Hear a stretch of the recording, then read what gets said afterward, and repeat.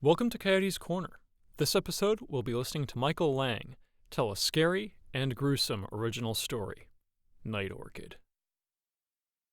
Kill the witch. Father Gabriel led the people of Borneo deeper into the mangrove swamps. Parang Machete cried out in the night as the villagers hacked their way through tangled branches and vines. Another victim had been claimed by the witch's curse. The missionary priest could no longer stand idly by. Everyone knew what had to be done. Kill the witch. Kill the witch. Mira was tending to her orchids, the orchids that bloom by night. When she heard the distant shouts, she heard the hounds barking and howling. She knew the people had come for her. Fleeing into her house, Mira slammed the door shut. She mounted every piece of furniture she possessed, barring the door. The villagers emerged from the night. In the misty starlight, they could see Mira's ramshackle cottage perched upon its sunken posts. The orchid vines encircled the gnarled wood, gleaming like fireflies. Kill the witch. Merchants and fishermen stormed the house. Kill the witch. No, please, I'm not a witch. Kill the witch. It was no use. Mira's cries were to no avail. People dragged her from her home. A rope was passed around her neck. It was tied off to one of the posts of her house. While Father Gabriel watched, stern-faced and stoic, Mira's kicking feet were tied to two of the larger dogs. She struggled and she thrashed, screaming and shouting, but then the dogs began to pull. Harder and harder, the ropes stretched tight. Mira's shrieks choked into a gurgling gasp. She grabbed the coils about her throat. In her heart, Mira cried out to any spirit, any angel or demon that might save her that night. Then she hung limp from the ropes. The people of Borneo raised their parang in triumph, but the dogs continued to pull harder and harder. Then there came a cracking and a popping of bone. Flesh and sinew tore. Mira's head was ripped from her shoulders. Dogs raced off into the night, dragging her headless body behind.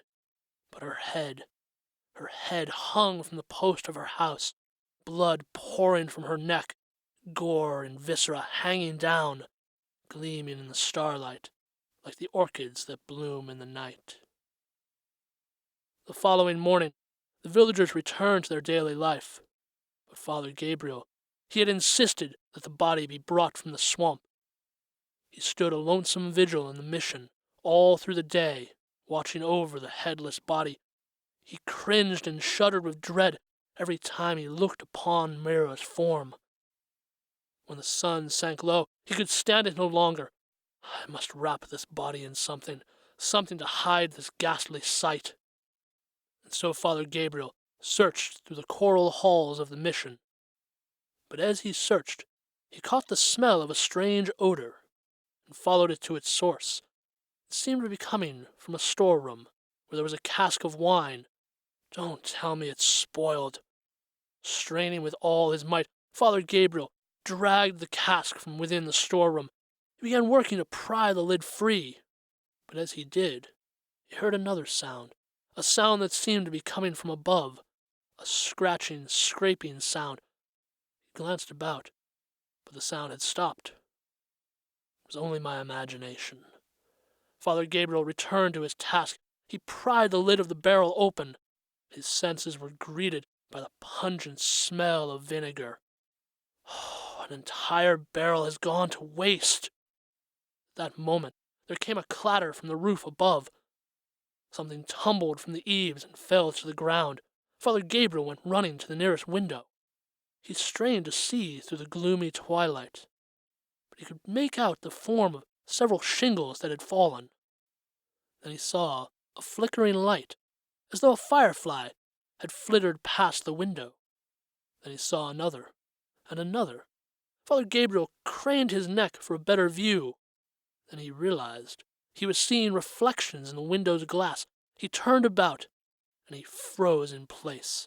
The sight before him made his blood turn to ice, for there, Descending from a hole in the roof was Mira's head. Her dark hair, her viscera, fluttered about her like a cloak in the wind. He began to scream, but Mira reached out with her intestines, strangling the sound from his throat. She raised him up on his tiptoes. He gasped his final breath. Mira smiled a crooked smile, and she twisted herself, snapping the bones in Father Gabriel's neck. His lifeless body fell to the floor. The smell of vinegar trailed behind Mira as she went from one room to the next. Then she came to where her body had been laid in gentle repose. And as she looked at her headless form, a tear trickled down her cheek. She longed to be whole once more, longed to undo what the people of Borneo had done to her. But how could she squeeze herself back into her body? The hole between her shoulders was so small. The smell of vinegar gave Mira an idea. She floated her way back to where the barrel of spoiled wine still stood, lowered herself into the depths. The vinegar of the wine soaked into organs and entrails, making them shrink and contract. Then Mira was able to squeeze herself back into her body. There was a hissing of air from her neck as her head settled into place. Then her chest heaved, and Mira arose, head, body, and all. Looking about, she snatched up a scrap of cloth and wrapped it about her neck to hide the mark that still remained. When morning arrived, the people of the village found Father Gabriel. They gasped in horror at the sight of his crumpled form. All around his body were scattered the blossoms of freshly bloomed orchids, orchids that had bloomed in the night. A hint of vinegar still hung in the air. The people became even more terrified when they realized that Mira's body was gone. What manner of creature could have done this? Some claimed that Mira had returned for vengeance, but others insisted that was impossible. "I saw someone last night," a fisherman cried. "I saw someone leaving the mission after dark. I could not recognize the person, but there was a scarf of some sort trailing behind them. The figure was rolling something into the swamp." Fishermen and merchants gathered up their parang and into the swamp they went. They searched all through the day, but they found nothing. When darkness fell over the land, the people returned to their homes. When they awoke in the morning, they saw another ghastly sight. The 2 dogs that had been used to execute Mira. They lay sprawled in the street for all to see. Both had been strangled. Blossoms of orchids were scattered about them, orchids that had bloomed in the night. Vinegar lingered upon the breeze. The people were now certain Mira had returned. Some fled for their lives, others hunkered down in their houses, awaiting their grim fate. It made no difference. Mira had her vengeance. As time went by, the mangrove swamp laid claim to the village. Houses tumbled from their posts and fell into ruin. There was nothing left to tell the tale of what had been, except for a lingering hint of vinegar on the breeze and the orchids that bloom in the night. That was Michael Lang telling Night Orchid. I'm sitting down with Michael to get some background on that story and see where it came from. Thank you, Michael. Absolutely, Toby. So where did this story come from? This story I originally wrote about 2 years ago when I was asked to do some scary stories for an adult audience. And I have a hard time with scary stories. A lot of the cultures that I tell stories from, they believe that if you tell a story enough times, it'll come true. So they don't tell a lot of scary ones, unless there's a good reason for it. In addition, I think most storytellers can agree that the horror film genre makes it a little hard for us to scare an audience. You can put things on the film screen that we can not really recreate in our stories. Yet at the same time, writers like Neil Gaiman and Stephen King, they manage to creep us out with their writing. So it can be done. And so I decided I was going to tell stories about some monsters that people don't really know. And one of the creatures that I found while doing some research is from Malaysian mythology called the Penanggalan, or at least that's how the English translation would lead one to pronounce its name. So this creature, the Penangolin, the disembodied head with the entrails dangling below it, that's a Yes. pretty vivid picture. Yes, it is. And so I wanted to try to use that, and throughout the story, I don't really tell the audience much about this creature, and that's intentional because I think that monsters are more scary when we don't know what they are. And that's very different from how you told it 2 years ago. That was a very Yes. in-depth story. You did a lot of research on that one. Yes, that story, that version 2 years ago was very much set in the history, specifically the reign of the White Raja of Malaysia and the Isle of Borneo. And I tried to weave in all this culture as well, and the story came out to be over half an hour in length, which worked for what I was using it for, but here on Coyote's Corner, that simply wouldn't work.